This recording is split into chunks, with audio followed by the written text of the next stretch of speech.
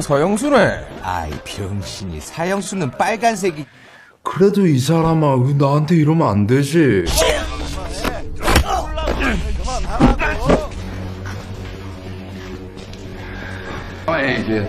엄마한테 전화 좀 해. Halo guys, kembali lagi di channel Topeng Hitam Official guys ya. Bagaimana kabar kalian hari ini? Semoga kalian selalu sehat dan banyak rezeki ya guys.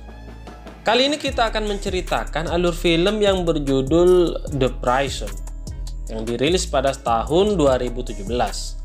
Film ini bercerita tentang mantan detektif polisi bernama Yugun yang masuk penjara lalu menjadi bagian sindikat kejahatan dari balik jeruji besi. Daripada kelamaan, yuk kita langsung masuk saja ke alur ceritanya guys ya. Film dibuka memperlihatkan seorang tersangka pelarian pajak Bumium Group yang berniat melarikan diri.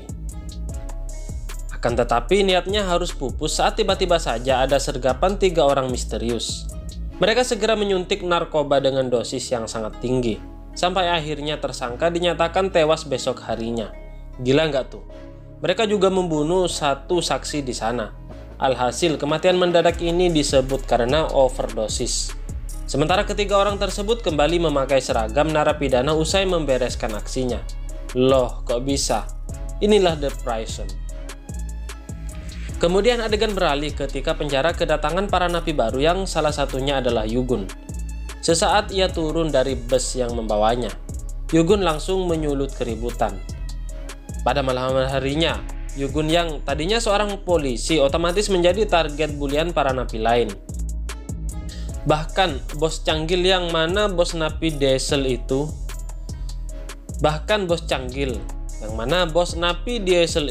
ikut mengencingi Yugun. Tidak terima ditindas seperti itu, Yugun mencari celah lalu menggigit telinga canggil dengan sangat keras. Belum apa-apa sudah membuat masalah, tapi Yugun tidak ada takut-takutnya.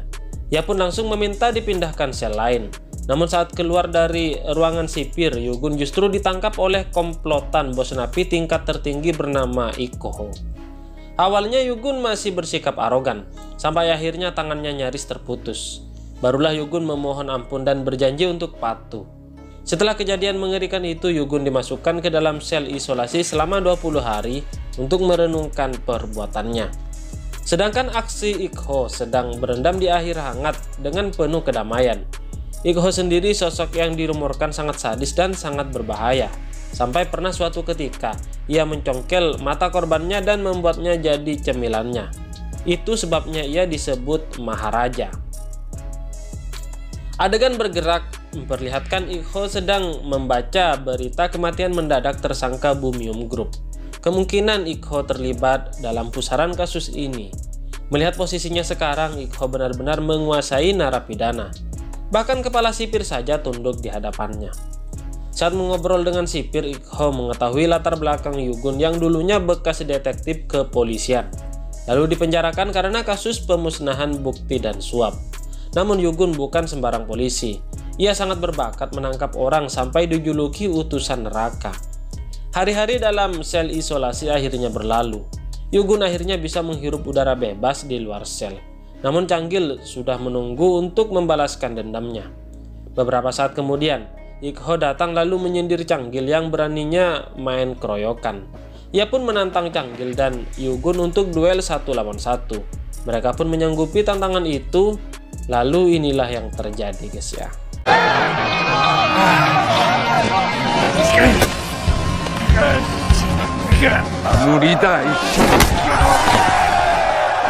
Setelah berhasil mengalahkan Canggil, Yugun meminta hadiah ayam goreng dan dipindahkan ke sel yang sama dengan Iko.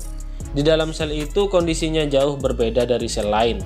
Mereka terlihat lebih tenang serta penghuninya dari orang-orang yang terpelajar. Rupanya mereka memang para ahli yang masuk dalam sindikat kejahatan di bawah pimpinan Iko.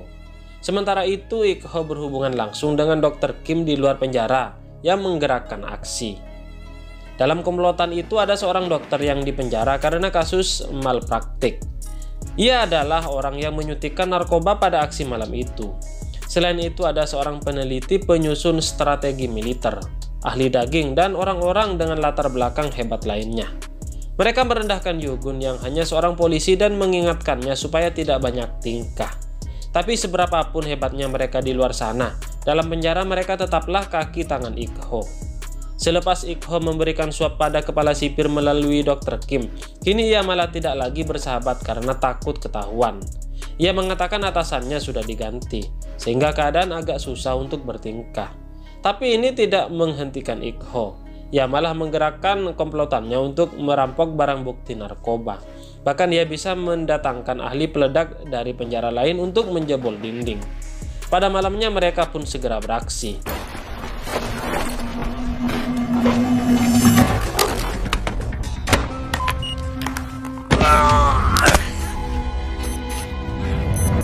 Setelah sukses dalam misi kali ini, seorang anggota yang menyetir mulai menunjukkan gelagat aneh. Rupanya ia akan mencuri hasil rampasan, tapi anggota yang lain langsung menyadarinya. Saat terjadi keributan, si anggota ini berhasil melarikan diri. Lalu keesokan harinya, direktur kepolisian mencium aroma tidak beres dari penjara tempat Ik-ho berada. Apalagi karena ada satu napi yang melarikan diri. Direktur pun melakukan inspeksi dadakan. Di sana direktur melihat-lihat suasana penjara. Ia tertarik ke kebun buatan Ik-ho. Kiranya direktur mengenali Ik-ho dan sepak terjangnya.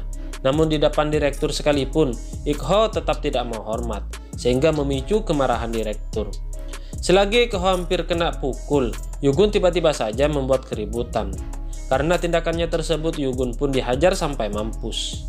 Meski harus kembali mendekam di sel isolasi, tapi Yugun tidak sia-sia karena ia berhasil menarik perhatian Ik-ho. Selepas kejadian itu, Ik-ho mengajak Yugun menyantap makanan kesukaannya. Di sana ia menyuruh Yugun untuk menangkap anggotanya yang kabur saat misi perampokan. Ternyata Yugun melakukan semua ini ada maksud terselubung. Ia pun teringat saat kakaknya yang menjadi reporter meninggal ketika menyelidiki sebuah kasus. Oleh karena itu Yugun mau melakukan perintah Ik-ho supaya semakin bisa mendekatinya. Tanpa menunggu lama, Yugun langsung mengunci pergerakan target dengan mencari informan. Setelah mendapat titik keberadaan target di pelabuhan, Yugun mengajak Ik-ho dan anak buah lain. Perkelahian pun tidak bisa dihindari lagi, sampai akhirnya target berhasil ditangkap.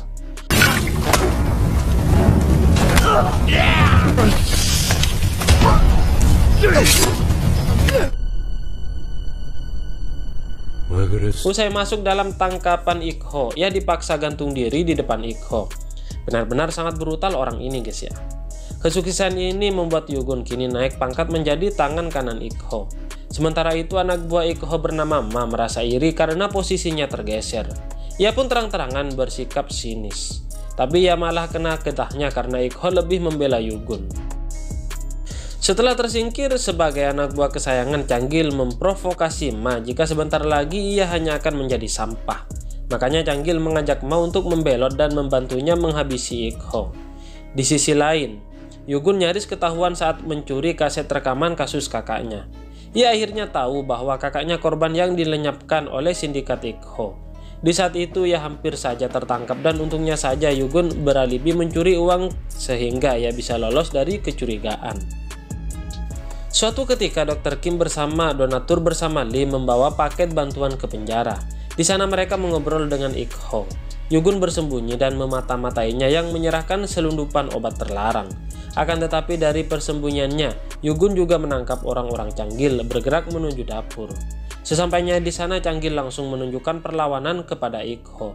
Ia bahkan mau melaporkan keterlibatan Ik-ho dalam peredaran obat terlarang. Melihat keberanian Changgil, Ik-ho segera menggertak dan menyiram minyak panas ke salah satu anak buahnya.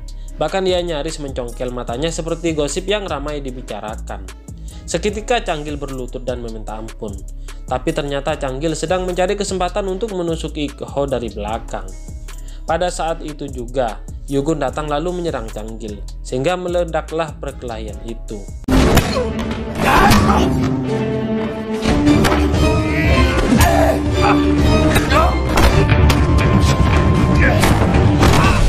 Dari pertarungan tersebut, Yugun tidak sadarkan diri.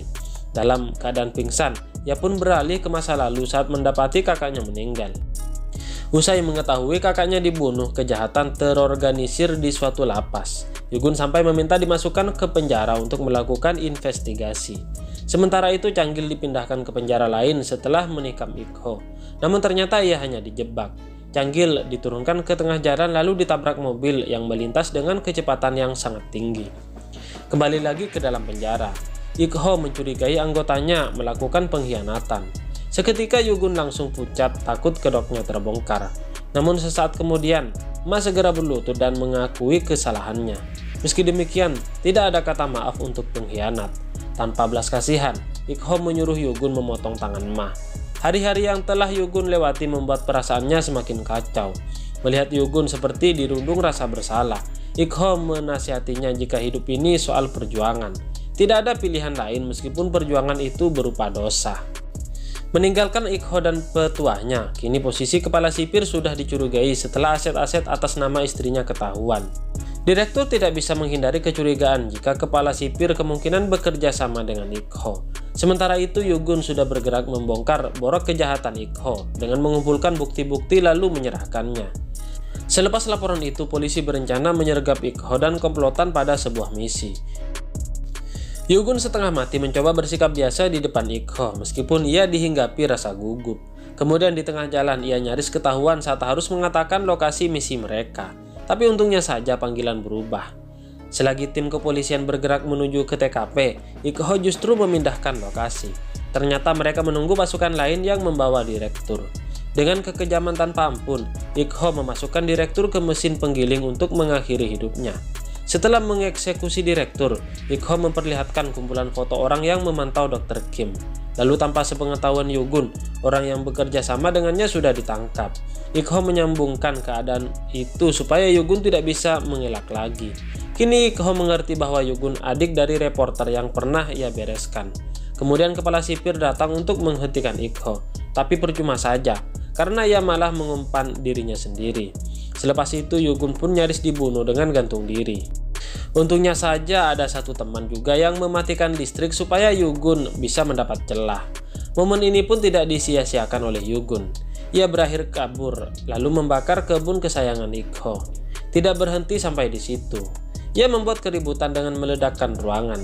Ik-ho segera memerintahkan mengunci semua pintu. Dari semua kerusuhan itu Yugun sudah menunggu Ik-ho untuk duel langsung dengannya. Dengan membawa linggis, Ik-ho menaiki tangga ke tempat Yugun berdiri dan beginilah jadinya.